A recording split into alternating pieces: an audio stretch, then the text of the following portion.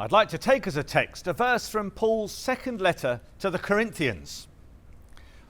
All this is from God, who reconciled us to himself through Christ and has given us a ministry of reconciliation.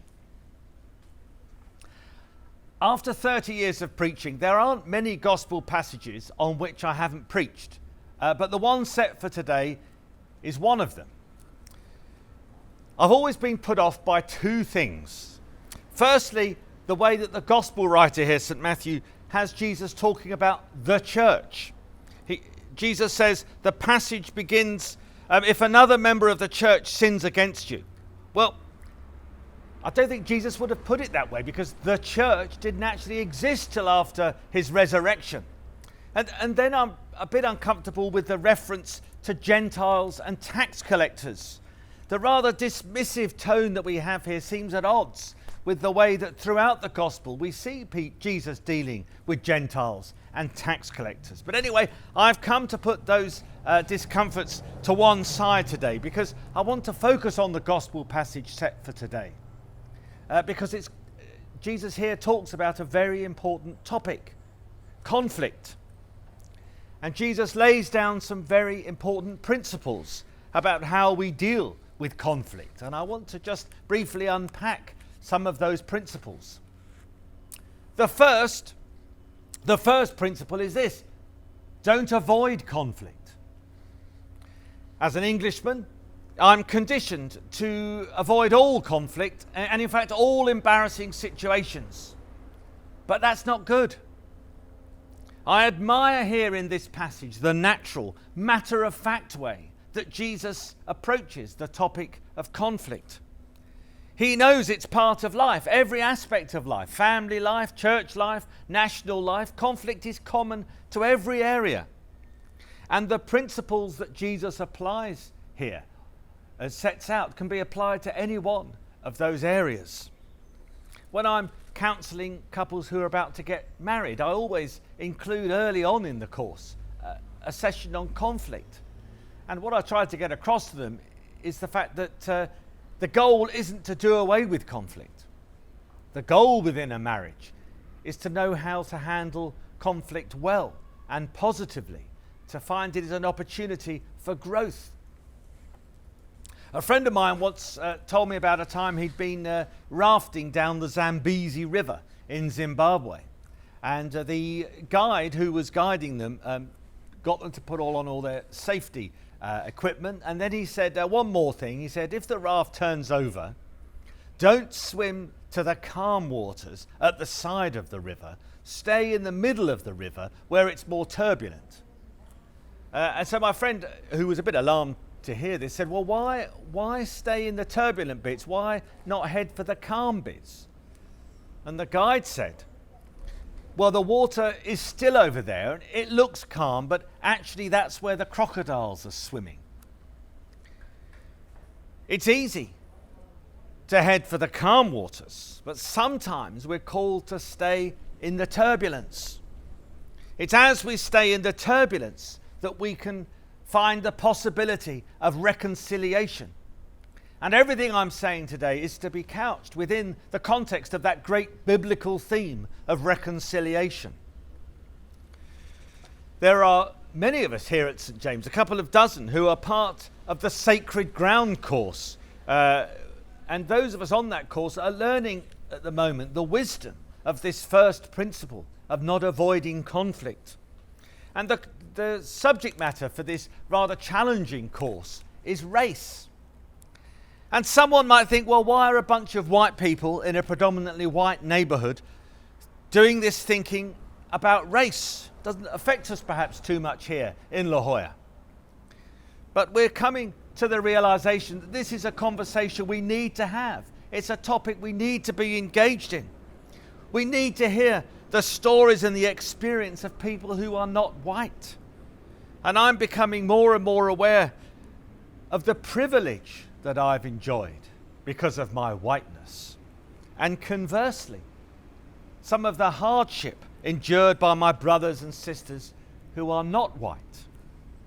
Yes, I could avoid talking about race, but I've come to see this as a topic that I can't avoid any longer, Yes, it's complex and problematic, but to avoid it is to head to the calm waters and to accept an unsatisfactory status quo. The second principle that Jesus sets out here is about taking the initiative. There was a soccer manager called Mick McCarthy. He was the manager of the Irish soccer team, and he was famous for having a spectacular falling out with his star player, Roy Keane. And the journalists were obviously interested in this, and one of them asked Mick McCarthy about the possibility of a reconciliation between the two. And Mick McCarthy said, "I'll speak to Roy again, so long as he makes the first move." Well, you might not be surprised to hear that, as far as I know, there has been no reconciliation all these years later between Mick McCarthy and Roy Keane. If any conflict is to be resolved, if any progress is to be made, then someone has to make the first move. That's why Jesus says, if someone sins against you, go and point out the fault when the two of you are alone. Don't wait for them to apologize, he's saying. And the third principle that Jesus sets out is at the end of the verse that I just read. Point out the fault when the two of you are alone. That is, face to face. That might not always be possible. It's certainly never the easiest, but it's normally the best way of addressing conflict. I'm about to say something which I never ever thought I'd actually ever hear myself saying. One of the things I miss about England is Prime Minister's question time. You know, that time in Parliament once a week when the Prime Minister comes to the dispatch box and takes questions, first of all, from the Leader of the Opposition. And you'll know it's a very rowdy and boisterous affair. Some might even say childish. But the Speaker's always having to shout, "Order, order." And I realise that that can seem rather peculiar from this side of the pond. But what I like about it is that it involves face-to-face communication. The Prime Minister and the Leader of the Opposition are just a few feet apart, about as far as I am from the camera recording this sermon. And our politicians over here don't have that same opportunity so much for direct face-to-face communication. Much time is spent talking past each other, normally via social media, which is not a form of communication, in my opinion, which is very good or helpful when it comes to conflict resolution.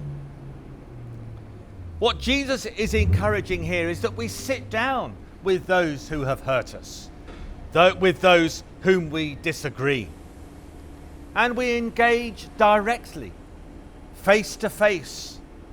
And this preserves the dignity of the other, the one with whom I'm upset. It stops us going behind their back and slandering. It gives us the opportunity for a private, honest, and dignified conversation. Jesus is calling here for discretion, kindness, and care. And I need to point out that it won't always be us who's initiating the difficult conversation. It may well be that we're the ones who've upset somebody else, who've caused the conflict. It may be that somebody comes to us and says those dreaded words, "We need to talk." How do we react when we hear that? Do we get defensive?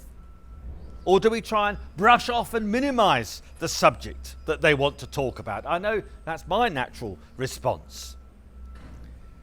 But if we grasp Jesus' teaching and principles here, we should respond to such an approach with thanksgiving and be grateful that someone has treated us with the respect to open up a difficult conversation and offered the chance of reconciliation.